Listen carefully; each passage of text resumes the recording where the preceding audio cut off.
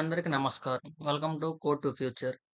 ఈరోజు మనం జావాలో main method అంటే తెలుసుకుందాం. మనం జావాలో ప్రోగ్రామ్ రాసిన ప్రతిసారి మెయిన్ మెథడ్ రాస్తాం. ఎందుకో తెలుసా? మనం ఒక ప్రోగ్రామ్‌ని ఎగ్జిక్యూట్ చేయాలంటే మనకు కొన్ని హార్డ్‌వేర్ కాంపోనెంట్స్‌కి యాక్సెస్ కావాలి. Like micro processor, hard disk, RAM. కానీ మనం వీటిని డైరెక్ట్‌గా యాక్సెస్ చేయలేం. బట్ మనం ఆపరేటింగ్ సిస్టమ్‌ని యూజ్ చేసుకొని ఈ హార్డ్‌వేర్ కాంపోనెంట్స్‌కి యాక్సెస్ చేస్తాము. కానీ operating system need entry point to start a program and execute. అదే main method in Java. For example మన ఇంటికి ఒక రిలేటివ్ వచ్చారనుకోండి. వాళ్ళు ఓన్లీ మెయిన్ డోర్‌లో నుంచి మాత్రమే లోపలికి వస్తారు. అలానే జావాలో ఒక ప్రోగ్రామ్ అనేది ఎగ్జిక్యూట్ అవ్వాలంటే అది ఓన్లీ మెయిన్ మెథడ్ నుంచి మాత్రమే స్టార్ట్ అవుతుంది. జావాలో ఓన్లీ వన్ మెయిన్ మెథడ్ మాత్రమే ఉంటుంది. And without main method we cannot start executing the program.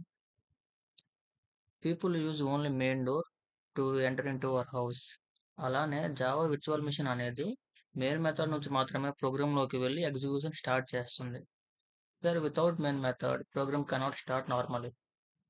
First మనం ఇక్కడ రైట్ సైడ్ చూస్తే యూజర్ అనేవాళ్ళు ప్రోగ్రామ్ రన్ చేసినప్పుడు ఆపరేటింగ్ సిస్టమ్ అనేది జావా విర్చువల్ మిషన్ కంట్రోల్ అనేది ఇచ్చింది. ఇప్పుడు జావా విర్చువల్ మిషన్ అనేది మెయిన్ మెథడ్ ద్వారా ప్రోగ్రామ్లోకి ఎంటర్ అయ్యి మెయిన్ మెథడ్ నుంచి ఎగ్జిక్యూషన్ స్టార్ట్ అయ్యి మనకు అవుట్పుట్ అనేది ఇస్తుంది. అలానే మనం లెఫ్ట్ సైడ్ చూస్తే డెమో అనే క్లాస్ క్రియేట్ చేసి అందులో public static void main string args అని ఇచ్చాము. అదే మెయిన్ మెథడ్ అంటాము. ఈ మెయిన్ మెథడ్ ద్వారా జావా విర్చువల్ మిషన్ అనేది ప్రోగ్రామ్లోకి ఎంటర్ అవ్వి ప్రోగ్రామ్లో ఉన్న స్టేట్మెంట్స్ని ఎగ్జిక్యూట్ చేస్తుంది. అదే ఇక్కడ స్టేట్మెంట్ ఏంటంటే system dot out dot println hello world. ఈ స్టేట్మెంట్ ఎగ్జిక్యూట్ చేసి మనకు అవుట్పుట్గా హెలో వరల్డ్ అనేది ఇస్తుంది. ఫస్ట్ ఆఫ్ ఆల్ మనం ఇక్కడ system dot out dot println అని చూస్తే మనం ఒక అవుట్పుట్ని ప్రింట్ చేయడానికి సి లాంగ్వేజ్లో ఎలాగైతే ప్రింట్ఎఫ్, పైథాన్లో ప్రింట్ ఎలా యూస్ చేస్తామో మనం ఇక్కడ జావాలో system dot out dot println అని యూస్ చేస్తాము. అలానే పబ్లిక్ చూస్తే పబ్లిక్ అనేది ఒక access modifier. It is used to access anywhere in the program. ఒక ఎగ్జాంపుల్గా చెప్పాలంటే పబ్లిక్ వాష్రూమ్స్ దాన్ని ఎవరైనా యూస్ చేసుకోవచ్చు కదా. సో ఇక్కడ పబ్లిక్ అనేది it can be accessible anywhere in the program అనమాట. అలానే మనం పబ్లిక్ ప్లేస్లో ప్రైవేట్ పెట్టామంటే లైక్ రియల్ వరల్డ్ ఎగ్జాంపుల్‌లో చెప్పాలంటే మన ఇంట్లో ఒక వాష్‌రూమ్ ఉందనుకోండి. ఆ వాష్‌రూమ్‌ని ఎవరు పడితే ఆళ్ళు చూసేస్తారా? లేదు కదా! అది ప్రైవేట్. ఓన్లీ కొంతమందికి మాత్రమే యాక్సెస్ ఉంటది. లైక్ ఇంట్లో ఉన్న వాళ్ళకి. అదే ఇక్కడ ప్రైవేట్ అనేది. So, it is the difference between public and private. Main మెథడ్‌లో నెక్స్ట్ వచ్చేసి పబ్లిక్ తర్వాత స్టాటిక్. స్టాటిక్ అంటే ఏందంటే it is used to call a method without creating an object. ఒక ఆబ్జెక్ట్‌ని క్రియేట్ చేయకుండా మెథడ్ కాల్ చేయడానికి యూజ్ చేసేది స్టాటిక్.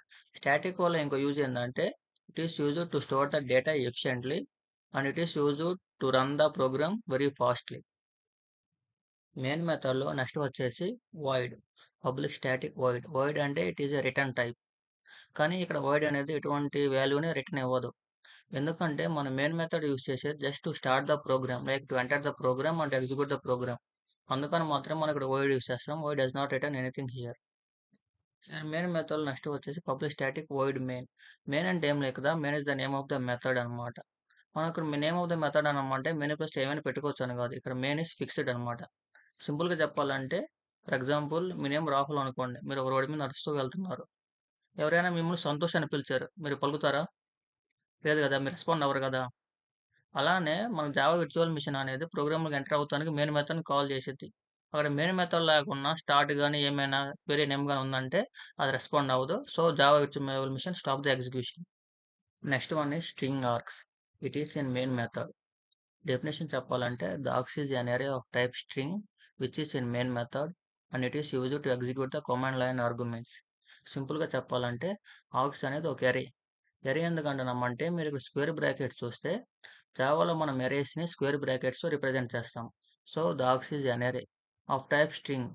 ఈ ఆర్గ్స్ అనే అరే ఏ టైప్ అంటే string type and it is in main method. అది మెయిన్ మెథడ్‌లో ఉంటుంది కాబట్టి it is in main method and it is used to execute the command line arguments. Command line అంటే మనం ప్రోగ్రామ్‌ని ఎగ్జిక్యూట్ చేసినప్పుడు మనకు అవుట్‌పుట్ చూపించే ఒక ఏరియాని కమాండ్ లైన్ అంటాం. అందులో మనం ఇన్‌పుట్స్ ఏమైనా ఇచ్చి దాన్ని ఎగ్జిక్యూట్ చేయమంటే అది ఎగ్జిక్యూట్ చేసిద్దనమాట. అందుకని మనం దీన్ని the args is an array of type string which is in main method and it is used to execute the command line arguments అంటున్నాము. ఫస్ట్ ఆఫ్ ఆల్ నేను వీఎస్ కోడ్ ఓపెన్ చేసి demo dot Java అని ఒక file create చేశాను. మీరు left సైడ్‌లో చూస్తే demo dot Java అనే ఫైల్ కనిపిస్తుంది. నేను ఇక్కడ క్లాస్ డెమో అని ఒక క్లాస్ క్రియేట్ చేశాను. డెమో అని ఎందుకు క్రియేట్ చేశానంటే, మన క్లాస్ నేము, మన ఫైల్ నేమ్ అనేది సేమ్ ఒకేలా ఉండాలి. నెక్స్ట్ ఏంటంటే, నేను మెయిన్ మెథడ్ క్రియేట్ చేస్తా. మెయిన్ మెథడ్ అంటే public static void main and inside it there is string args అన్నమాట. This is nothing but it is the syntax of Java. మీరు ఏ కోడ్ని ఎగ్జిక్యూట్ చేయాలన్నా కానీ మీరు కన్ఫామ్గా క్లాస్ క్రియేట్ చేయాలి. క్లాస్ లోపల మెయిన్ మెథడ్ ఉండాలి. ఈ రెండు ఉంటేనే మీకు జావా కోడ్ అనేది ఎగ్జిక్యూట్ అవుతుంది. ఇక్కడ మనం చూస్తే ఆపరేటింగ్ సిస్టమ్ అనేది హార్డ్వేర్ కాంపోనెంట్స్కి యాక్సెస్ ఇచ్చి దాని ద్వారా జావా విర్చువల్ మిషన్ స్టార్ట్ అయ్యి జావా విర్చువల్ మిషన్ అనేది ఈ మెయిన్ మెథడ్లో గుండా లోపలికి వెళ్తుంది. లోపలికి వెళ్ళిన తర్వాత దీని లోపల ఉన్న స్టేట్మెంట్స్ని ఎగ్జిక్యూట్ చేస్తుంది. ఎలాగా నేను ఇప్పుడు system dot out dot println అనే స్టేట్మెంట్ రాసి దీంట్లో హెలో వరల్డ్ అని ఇస్తున్నా. హెలో వరల్డ్ అని ఇచ్చాను. దీన్ని సేవ్ చేసి టెర్మినల్ ఓపెన్ చేశాను. New terminal. First of all demo dot Java అని ఇవ్వాలి. మనం జావా ఫైల్ని సేవ్ చేయాలి ఇక్కడ. ఆఫ్టర్ దట్ కంపైల్ చేస్తున్నాను నేను. జావా సి ఇచ్చి డెమో డాట్ జావా. ఇది దేర్ ఇస్ నో ఎర్రర్స్ అనమాట. ఎర్రర్స్ ఏం లేవు. మీరు లెఫ్ట్ సైడ్ చూస్తే డెమో డాట్ క్లాస్ అనేది క్రియేట్ అయింది. ఇక్కడ ఏమైందంటే డెమో డాట్ జావా కోడ్ అనేది బయట కోడ్గా కన్వర్ట్ అయింది. మనం కంపైల్ చేసినప్పుడు ఇది కంపైలేషన్ ఫేస్ అనమాట. బయట కోడ్గా కన్వర్ట్ అయ్యి బయట కోడ్ని మిషన్ లెవెల్ లాంగ్వేజ్ కన్వర్ట్ చేసి మైక్రో ప్రాసెసర్కి ఇస్తే మనకు అవుట్పుట్ ఇస్తుంది. ఆ మిషన్ లెవెల్ లాంగ్వేజ్ కన్వర్ట్ చేసే సాఫ్ట్వేర్ని జావా విర్చువల్ మిషన్ అంటాం. సో మనం ఇక్కడ Java space demo dot Java ఇస్తే బయట కోడ్ అనేది మిషన్ లెవెల్ లాంగ్వేజ్లోకి వెళ్ళి కన్వర్ట్ అయ్యి మీకు కన్వర్ట్ అయిన మిషన్ లెవెల్ లాంగ్వేజ్ మైక్రో ప్రాసెసర్కి ఇస్తే మైక్రో ప్రాసెసర్ మనకు అవుట్పుట్ ఇస్తుంది. Click enter will see hello world here. మనకు అవుట్పుట్ అనేది వస్తుంది. సేమ్ ఇలానే మనకి కమాండ్ లైన్ ఆర్గ్యుమెంట్స్ చెప్పాను కదా, the args is an array of string which is in main method and it is used to execute the command line arguments. మనం ఇక టెర్మినల్లో చూసే ప్రతి దాన్ని కమాండ్ లైన్లో ఉన్న ఆర్గ్యుమెంట్స్ అంటాం అనమాట. సింపుల్గా చెప్పాలంటే నేను దీన్ని ఇప్పుడు క్లియర్ చేస్తాను. ఈ టెర్మినల్ని CLSS క్లియర్ చేసి హెలో వరల్డ్ ప్లేస్లో నేను ఆర్గ్స్ ఆఫ్ 0 తీసుకున్నాను. సేమ్ దీన్ని కాపీ చేసి నెక్స్ట్ లైన్లో సేమ్ ఇచ్చేసి 0 ప్లస్లో 1 ఇచ్చాను నేను. సేవ్ చేస్తాను. అండ్ అలానే మనం ఫస్ట్ నుంచి చేసిన మొత్తం ప్రాసెస్ మళ్ళీ చేయాలి. Like demo dot Java file name save చేశాను. నెక్స్ట్ ఏం చేయాలి? కంపైల్ చేయాలి. ఎందుకంటే మనం కోడ్ చేంజ్ చేసాం కాబట్టి ఈ కోడ్ అనేది బయట కోడ్ కన్వర్ట్ అవ్వాలి. మనం బయట కోడ్ కన్వర్ట్ చేయాలంటే ఏం చేయాలంటే కంపైల్ చేయాలి. లైక్ జావా సి ఇచ్చేసి డెమో డాట్ జావా అని ఇస్తే ఇది డెమో డాట్ జావా ఫైల్ అనేది క్లాస్ ఫైల్లో కంటే బయట కోడ్లో చేంజ్ అయిపోయింది. ఇప్పుడు చేంజ్ అయిన బయట కోడ్ని జావా విర్చువల్ మిషన్ యూస్ చేసుకొని మిషన్ లెవెల్ లాంగ్వేజ్లో కన్వర్ట్ చేయాలంటే మనం ఏం చేయాలంటే ఇక్కడ Java space demo dot Java ఇచ్చి ఎంటర్ చేస్తే ప్రింట్ అయిపోతుంది. కానీ మనం ఇక్కడ ఏమి ఇచ్చాం? ఆర్గ్స్ ఆఫ్ 0 ఆర్గ్స్ ఆఫ్ 1 ఇచ్చాం. అంటే వాటి యొక్క మన వాల్యూస్ ఏమి ఇవ్వలేదు. మనం వాల్యూస్ ఇవ్వకుండా మనకు వాల్యూస్ ప్రింట్ అవ్వాలి. నేనేమన్నాను? ఇది ఒక కమాండ్ లైన్. టెర్మినల్లో ఉన్నదంతా command line.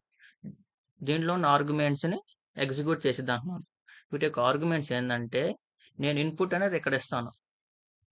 Demo dot Java ప్లేస్లో నేను బయట కోడ్ని డైరెక్ట్గా మిషన్ లెవెల్లో కన్వర్ట్ చేయకుండా నేను కమాండ్ లైన్లోనే నాకు కావాల్సిన అవుట్పుట్ ఇచ్చేసి ప్రింట్ చేయమంట. లైక్ చందు అని ఇచ్చాను. ఇంకో నేమ్ వచ్చేసి రాహుల్ అని ఇచ్చాను. Click enter. మీరు చూస్తే కమాండ్ లైన్లో ఉన్న ఇన్పుట్స్నే నాకు అవుట్పుట్ ఇచ్చేసింది అనమాట. అంటే ఇక్కడ ఏమవుతుంది? చందు అనేది ఆర్గ్స్లో ఉన్న 0 ఇండెక్స్లో స్టోర్ అవుతుంది. రాహుల్ అనేది ఆర్గ్స్లో ఉన్న 1 ఇండెక్స్లో స్టోర్ అవుతుంది అనమాట. So by this definition we understand that the args is an array of type string which is in main method and it is used to execute the command line arguments. I hope you understand this. Finally Java virtual మిషన్కి program మొత్తం access అవ్వడానికి public use చేస్తాము. Static అనేది to store the data efficiently and to run the program quickly static use చేస్తాము. void అనేది return type, it does not return anything. main is the name of the method and string args అనేది I hope you have understand it. Thank you for your time. Please like, comment and subscribe. Thank you.